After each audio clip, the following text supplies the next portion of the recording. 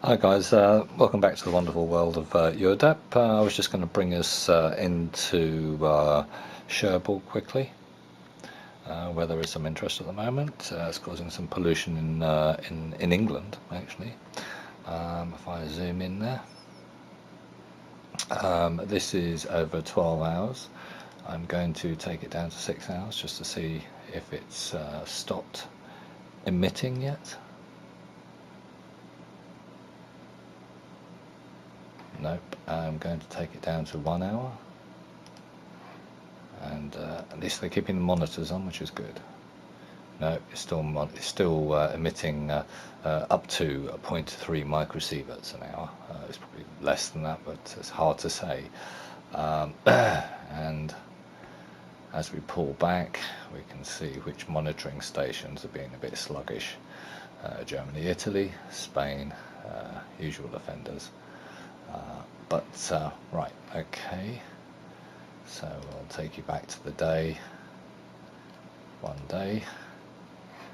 I'm going to hit refresh, and we have an overview. Basically, I'll just zoom out a little bit there. We have an overview of the radiological situation. Slovenia seems to be back on.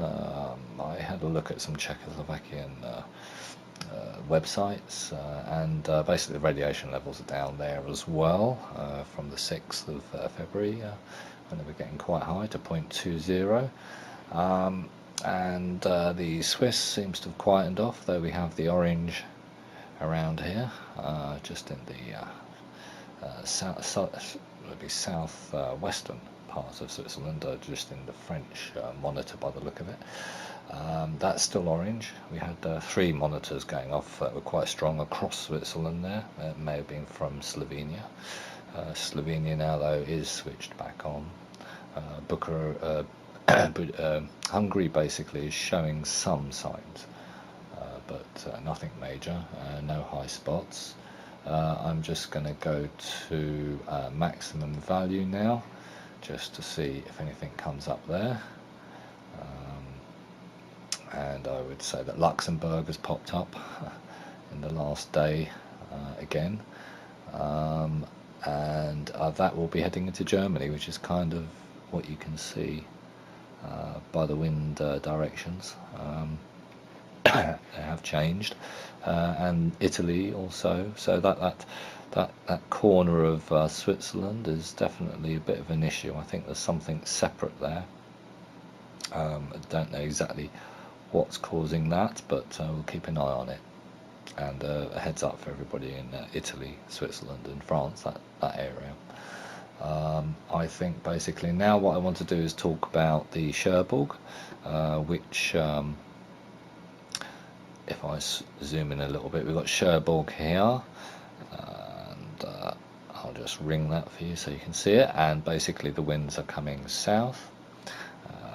They're basically coming from London, hitting across to Cherbourg, and I'll show you a map quickly, which very badly described line. I'm sure I could do this better. I hope you can see it, but I'll do it with a hand as well, the mouse. I'll just scroll in a little bit more. Okay, so the wind's coming from England, cutting across Cherbourg, and it has been for a few days, swinging out to Atlantic, heading north, picking up the westerly that's coming from the US, going along with that for a little while, and then coming back through the north of England, and basically back to London, which is what I picked up on my monitoring, and then it's back to Cherbourg again. It looks like this circular pattern is actually there for a little while, which means the pollution isn't going anywhere particularly fast. Hopefully we'll just get broken up. The rain is hot, it has to be said, so heads up with that.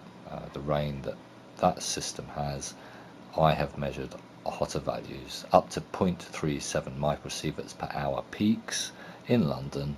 5 o'clock this morning. Posted a video, but it's been banned in the UK and Canada for some reason.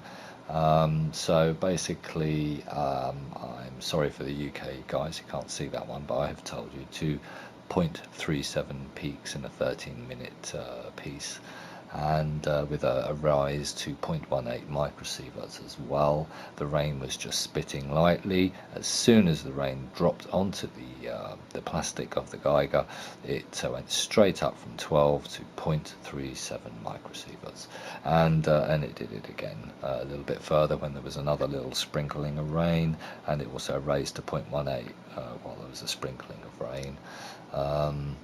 So just a heads up there, people. So basically I think we've covered that, and I just wanted to quickly take you to the Monraz site in Czechoslovakia, where if you look over here on the right, I hope you can see some values. I'll just scroll in a little bit, and as you can see, we got to 0.192. Just take it down, so there are the values there, and there are the values there. These are the maximum values, which are not the mean, but we got to 0.192 there. Just to clarify, that was on the 30th, so that would have been on the 30th, around that sort of time frame, and of January obviously. And if I quickly take us to an updated version, which will be this one, we're now on the 15th, as you can see, and when I scroll down, you can obviously check these things yourselves. I'm getting 154 is the highest. I think there was a higher slightly one, but generally the readings are much lower, so it does look like Slovenia is behaving itself. And just take you once more, actually, one thing I wanted to do was go to eurdep, excuse me, go to the eurdep, and then basically I was just going to quickly show you that, just the date for what it's worth. We have the date, we have the isotopes, there's T gamma, and we have the 1 day maximum value. So you get the Luxembourg in this one, and you get the 3 down here. So things are going on, don't quite know what, nobody's going to tell us, we have to guess ourselves. The Cherbourg one's quite interesting. Right, well, I hope you enjoyed the presentation, and it's given you some information to think about. So we just hope this circular weather pattern breaks soon. Anyway.